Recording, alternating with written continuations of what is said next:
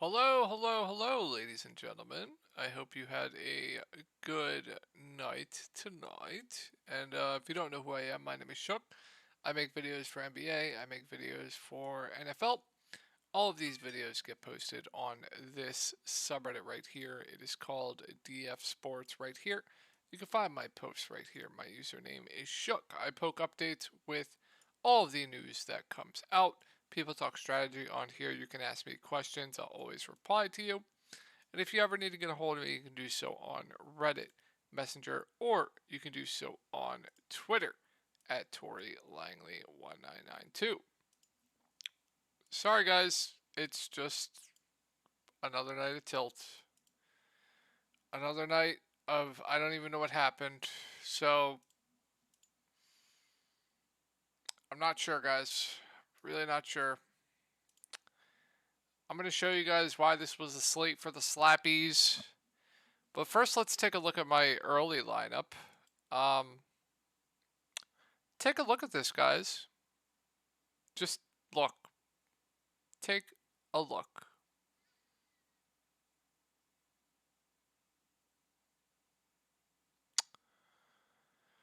Take a look.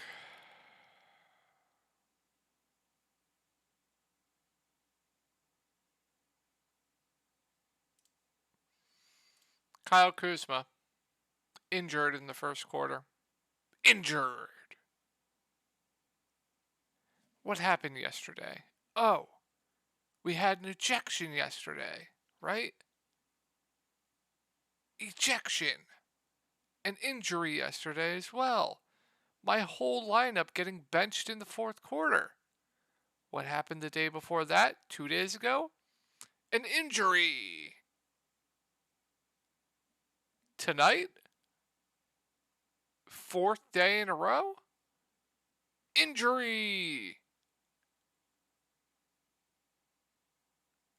One. Just why? Why? Why? What did I do to deserve this pain? Still ended up cashing, even with Kyle Kuzma getting injured in the first quarter. I went with CJ Ingram, Kyle Kuzma, Larry Nance, Claxton, Edmund Sumner, Kristaps Porzingis, Cam Thomas. So the core that I had for the early slate was Brandon Ingram. He smashed Claxton. He smashed Edmund Sumner. He smashed Kristaps Porzingis. He smashed. And then I told everyone to play Cam Thomas and Sumner together, so you can add him as well. So the core absolutely smashed. Unfortunately, I probably get like a top 10 finish in the big GPP. Um, if Kyle Kuzma doesn't get injured. So, what are you going to do, right? Just impossible to avoid injuries, right? Impossible. Let's take a look at my main slate lineup. So the core that I have for today was Gabe Vincent, 0 of 100 shooting, Josh Green, more than value, Dinwiddie, and then DeJounte Murray, he smashed. So core was just fine. Wasn't great. Wasn't bad. Drew Eubanks, injured. Misses out on like 8 minutes. And then they close with Trendon Watford. What are we doing? Why? Why? Why? Why? Why? Why? Why? Mr. Gabe Vincent, 3 of 9 shooting, goes for 17 fantasy points in 34 minutes. This is a good point per minute guy. Good point per minute guy. Averages less than half a fantasy point a minute. Why? Skip forward if you don't want to hear this. Josh Green was fine. Jimmy Butler was a smash. Drew Eubanks. I was about to leave planet Earth when he got injured, and I thought he wasn't going to come back. I was literally about to jump out my window. I was going to pour some, I don't know, bleach, drink it. I was absolutely fuming. If you were in Discord, by the way, Discord link will be down below, in the comment section. If you were in Discord, I was just absolutely fuming. Dinwiddie he was fine. Could have been a lot better. But this guy, man. This guy.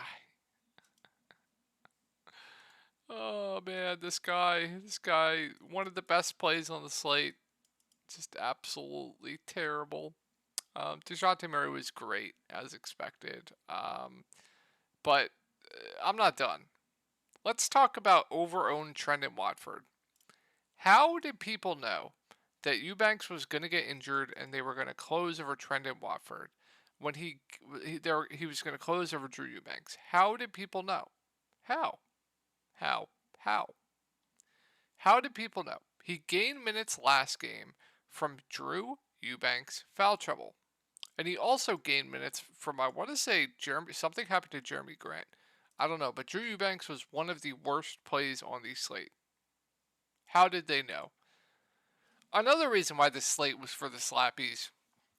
This guy played Mike Muscala and he won. Mike Muscala. Let's take a look at another play that is absolutely egregious.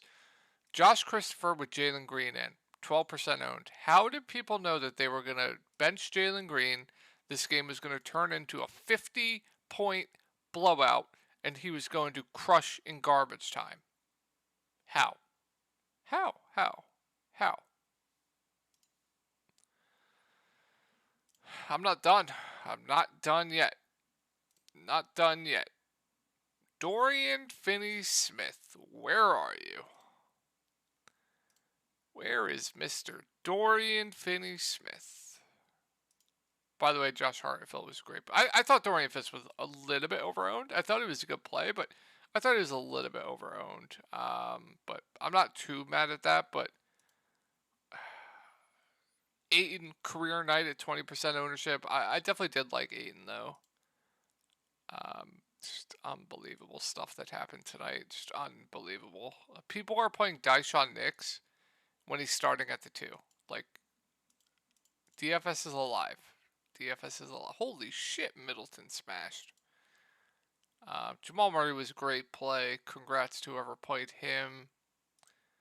But this is crazy. Like, I don't know. I'm just going to forget about tonight. More injuries, more ejections, another injury in my main lineup.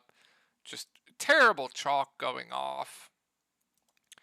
Slate for the slaps. Slate for the slaps. Although we did have someone get second place in a big tournament in the Discord. They played Sadiq Bey at 0% ownership. Negative ownership, Sadiq Bey absolutely smashed. Congrats to them. They know who they are. Congrats on the great day there. All right, so let's go over this 4-game slate. I really like this slate. I am absolutely in love with this slate. I usually don't like small slates, but this slate is phenomenal, in my opinion. I am absolutely in love with it. Let me take a sip of OJ.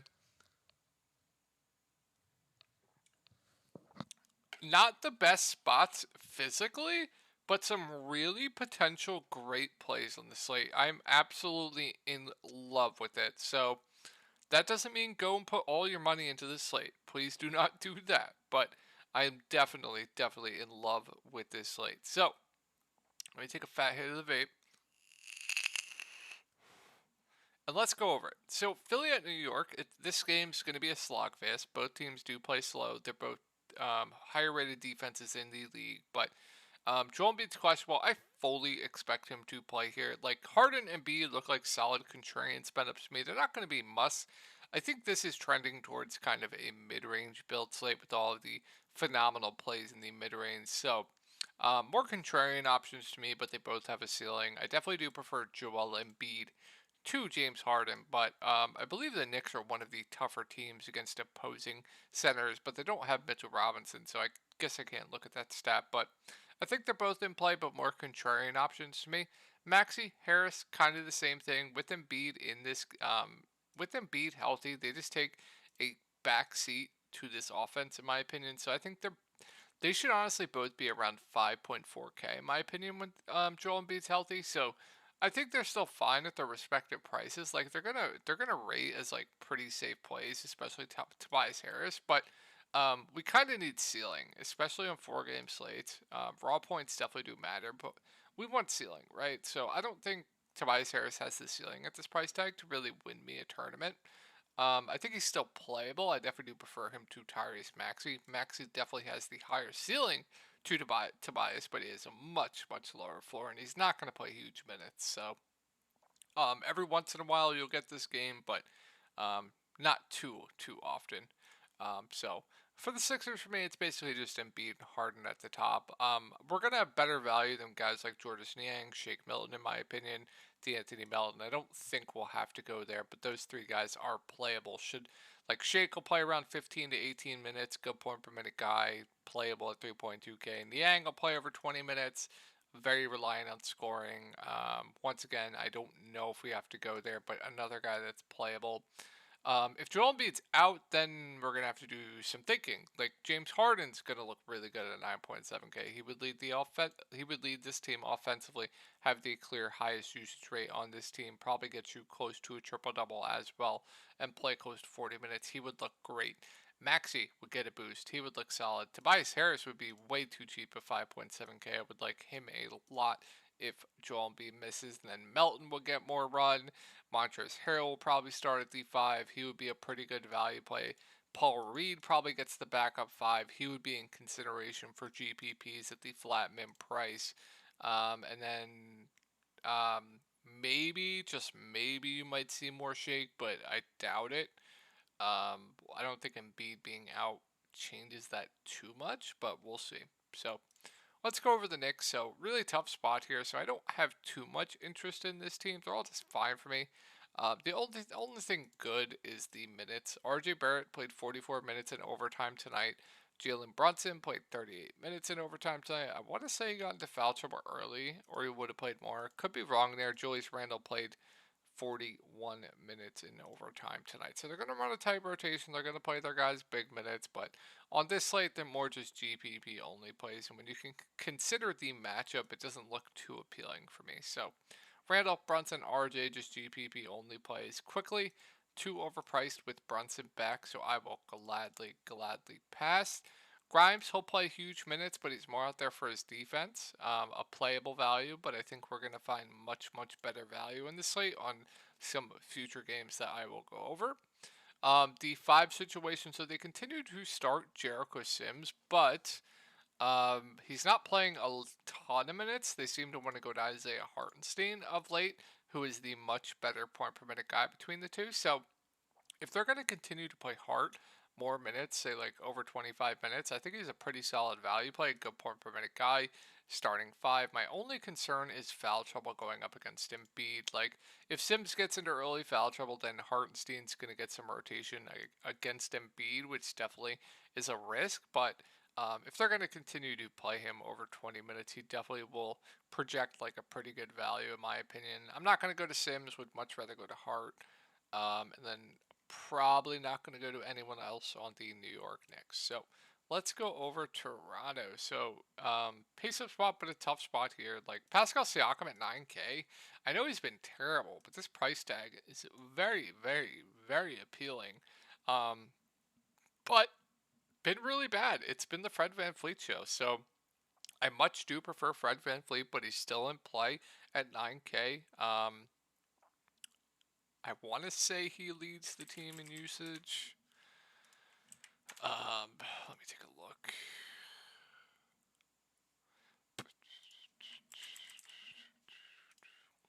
Let's take a look at this together, guys. If it will load. If it will load. Alright, whatever. But he's clearly taken a backseat to Fred VanVleet of late, so I like him for GPPs just because no one's going to play him. My only issue here is he's only center only, and but I think he makes for a solid pivot off Fred VanVleet. I think Fred VanVleet's going to be extremely popular tomorrow, but for good reason. So some interest in Siakam as a pivot, and then Fred VanVleet at 8.4K is still just too cheap. Been playing extremely well of late. He's playing close to 40 minutes a game. Not necessarily the best spot for him. I wonder who will actually be on him because Brooks is out. So if Jaw's in and Jaw's on Fred VanVleet, I like that even more. So I like Fred VanVleet a lot. Once again, gonna play huge minutes. He's stuffing the stat sheet like crazy. Can get you close to a double double. Triple double is definitely an outlier, but he's going to stuff the stat sheet, play huge minutes. He's been their clear number one by far on this team. So with the rotation, with the matchup, with the price tag, he's just clearly too cheap, and he looks amazing. He's probably going to be one of the highest owned plays on the slate tomorrow. Scotty Barnes has been playing extremely, extremely well. I have no issues if you want to go to him at this price tag. I'll continue to fade just because I don't think he has that like 55 fantasy point upside. But if he gets you like over 40 fantasy points, you definitely take that all day long. And if I had to bet, he'd probably get you close to 40. Just a guy that can do it all. Good rebounder, good defender, good those defensive stats, good scorer, etc. So no issues if you want to ride that Scotty Barnes hot streak. Gary Trent, I just don't like rostering this guy, but he does have a ceiling if he's hitting his shots. The minutes will be there as well. I have no issues with him at all. I think he's an okay play, but I'll just continue to fade Gary Trent. Precious Achiuwa will start at the 5. His minutes that have actually been on a downtrend of late, but I think he fouled out this game, so I'm expecting over 30 minutes from Precious. I don't think he's gonna be a top value for me. Like I don't think he's gonna project super well, but he's definitely in play. I don't think I'll be able to go to anyone else on this team, but let's start getting to the good plays. The like, all right, we went over some good plays, but let's start getting into the juicy stuff. So we have John Morant questionable. We have Jaren Jackson Jr. questionable. Let's go over both ways. We have Dylan Brooks out. So if John Morant's in, he's a fine contrarian play. Toronto definitely is a tough spot, one of the tougher spots in the league. So nothing more than a GPP only play. Desmond Bane actually averages close to the same amount of fantasy points per minute as John Morant does. So I'm going to keep saying it. I'd much rather just take the discount on Bane to John Morant if I was going to play one or the other. Jaren Jackson Jr.'s minutes with no Steven Adams of late have been way up. As long as he can stay out of foul trouble, I think we get close to, low 30s minutes from him. A good point per minute guy. They're at home, so he's probably going to get like 10 blocks. So just add like 10 fantasy points to his score. That'll definitely help, because he's at home. But some interest in him, does have a ceiling if he can stay out of foul trouble. Once again, don't like the matchup though. Whoever starts at the 5, I think is solid. Definitely do prefer Tillman point per dollar. If he were to start at the 5, and then with no Dylan Brooks, who are they going to start? They're going to start what, Conchar? If that's the case, I like him for value. And then if they have no Jaren Jackson Jr., I would assume Aldama moves into the starting line. I don't know. They'll probably start Zaire. Keep it on the starting lineup. Or any of you Memphis fans, definitely let me know. But if they're without John Morant and Jaren Jackson Jr., I would assume Aldama starts. And then I would assume Tyus Jones starts. If that's the case, if they're with no John Morant, no Jaren Jackson Jr., Desmond Bane looks like one of the best point per dollar plays on the slate. He would look amazing. He would have to do everything for this team. Has that coveted shooting guard eligibility as well. He would look great. Whoever starts at the 5 would still like. Tyus Jones would be the best play on the slate at 4.2K. You don't fade him. He would just look absolutely phenomenal. Aldama would be a really good value play. I would assume Conchar starts, would like him quite a bit for value. Zaire's been out of the rotation, so I would assume Conchar starts. We'll see, though. We'll see. So yeah, keep an eye on the Ja and Jaren Jackson news. Gonna open up some value. Gonna open up some very good plays. Like I said, Bane would look phenomenal. The bigs would look solid. Whoever starts, Tice would be a lock. Aldama would be a great value. Conchar would be a good value. So keep an eye on that stuff. Keep an eye on the starting lineup as well. So Sacramento at the Pelicans. Once again, another tough spot here, but no Fox. I think Sabonis looks like a good contrarian spend up. Don't think he'll get too much ownership. He was extremely popular this slate, but with no Fox, he definitely does get a pretty big boost. I would think he would take a lot more shots in this game instead of only 13. Definitely was a little bit disappointed with only 13 shots last game. I think he'll go back up to that around 20 shots with no De'Aaron Fox. And I think they're going to be wanting to get the ball in his hands a ton. Definitely has triple-double upside too. So I like Sabonis.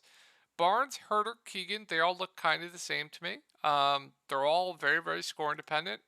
Outside of Keegan, I guess he's the better rebounder between all of them. But pretty much scoring dependent players that are probably going to play over 30 minutes. Sometimes Herter will get benched. But Like Keegan didn't play a ton of minutes last game. I wonder if that was foul trouble. It wasn't. He just wasn't shooting the ball well. So definitely some risks with the wings, but they're all solid plays to me. And Barnes, Herter, Keegan. My issue here with Monk is they're still gonna listen. There have been times where he's still not shooting the ball well, and they'll just bench him. Now you have him at an elevated price point. I believe he's going to be popular on the slate. So if he's going to be popular, I think he makes for a good fade in GPPs.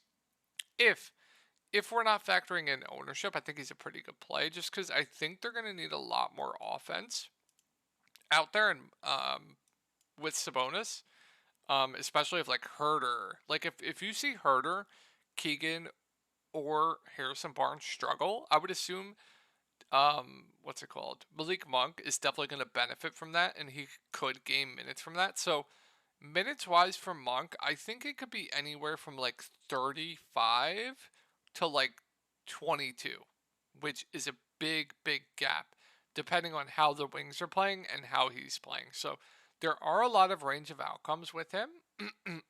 Just be prepared for that, but I think he is a pretty good play even at that price. Davion, so here's the thing.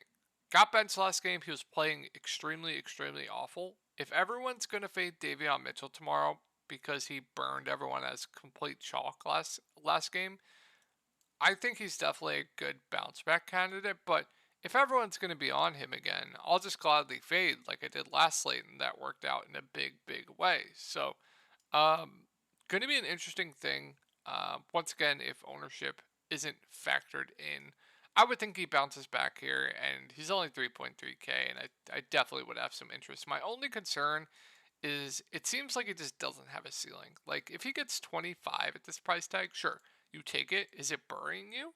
No, it's not. So I don't think Davion's a must by any means, because I think the ceiling just isn't there with him. Last year he was really good. I don't know what happened, but I think he's fine if he starts. So that'll do it for Sacramento. Let's move on to the Pelicans. So it's a back-to-back here. Jonas Valanciunas did get hurt tonight. He will not be playing tomorrow.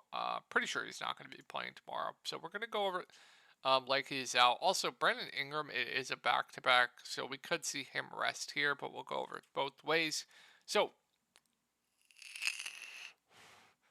if Ingram's in, I think CJ Ingram both look good. I think they're both underpriced still. Like I said, I think the mid-range is where we want to live in today, and they both look pretty good to me in a pace-up spot up against Sacramento. So I do like CJ. I do like Ingram quite a bit. The wings would just be there for me, like Trey, Najee, Herb. They would be fine plays. Larry Nance, with no Jonas Valanciunas, I think we'll get a minutes bump. I don't think he'll move into the starting lineup. They like him off the bench, but instead of like 25-ish minutes, he'll probably get close to like 28 to 30, would be a solid value. Then whoever starts at the 5, I would like quite a bit for value, whether that's Hernangomez, Jackson Hayes. I know for a little bit before Jackson Hayes was actually started one game. I believe it was here when Jonas Valanciunas was, I think Jonas was out. I'm not entirely sure. And then they also played him at the 4 some, and then he was out of the rotation, and then now he's been back in. He's been out of the rotation since. Hernangomez has actually been. He got the backup 5 this game, and then was out of the rotation, I think, for the past 2 games. So, we'll see. Whoever starts at the 5, I do like for value. I would prefer it to be Hernangomez. But yeah, definitely monitor that. That's going to be pretty important news. So let's go over it now if Ingram rests. If Ingram rests, CJ McCollum's going to be one of the best plays on the slate. Like I said, he should be like 8.5K with no Ingram. So would love CJ. The wings definitely get a boost as well. Herb, Trey Murphy, Najee. I think Najee would look really good with no Ingram at 4.2K. He was like a 6K player when this team is depleted, so would like Najee quite a bit with no Ingram. Trey Murphy, I think, would be solid at 4.4K too, and then Herb would just be there. I definitely would prefer Trey and Najee over him too, and I think Alvarado would have to play a little bit more, would have some interest in him as well. And then, like I said, whoever starts at the 5 would like. So Denver at Minnesota, so it's back-to-back here. Jokic, Gordon were questionable tonight. I assume they play. We'll see, though. But I don't have go over an analysis here. Jokic always looks good. Would like him even better if Gobert's out on the other side. Jamal Murray is still too cheap with how he's been playing of late. He's been absolutely phenomenal. His minutes are way up. He's playing close to 40 minutes a game. He's basically taken over this team offensively. So I still like Murray even at that price tag. Gordon, no. MPJ, no. KCP, I don't expect to play, so you're probably going to see Christian Braun start. He would be playable at the flat mid. Not a good point per minute guy, though. And I think Bruce will get a little bit more run at 4.7K would be a playable value. So and then you guys know what to do if like Jokic rests or like Murray rests or Gordon rests. You just fire up everyone else. Like you know what to do. Like if Murray rests, you fire up Bruce Brown. If Jokic rests, Zeke Naji looks like a good play. If and Murray would be a phenomenal play. If Gordon rests and Jokic rests, like fire up Bruce Brown, fire up Jamal Murray. So just keep an eye on that. It's a back-to-back, so we'll be careful there. On to Minnesota. We do have Rudy Gobert questionable, and I don't think Kyle Anderson will be playing. So we'll see there. If everyone's in, I don't love too much on this team. Like I think Ant's appropriately priced. D'Lo has a ceiling, but I think the other guard plays. Like would I rather play D'Lo over these Pelicans guys? Would I rather play D'Lo over Fred VanVleet? Absolutely not. So, not in love with any of these Minnesota guys. Not in love with Gobert going up against Jokic. Not in love with Kyle Anderson at that price. And then I wouldn't really go to anyone else. But if like Gobert's out, then you guys know what to do. Like Nasri would be a phenomenal play. And then if Kyle Anderson's out, we'll have to see who starts. Taurean Prince could be a thing at 3.4K. McDaniels would be viable. So just keep an eye on that news. Could change some things. And I hope you guys had a great night tonight. And I'll talk to y'all tomorrow.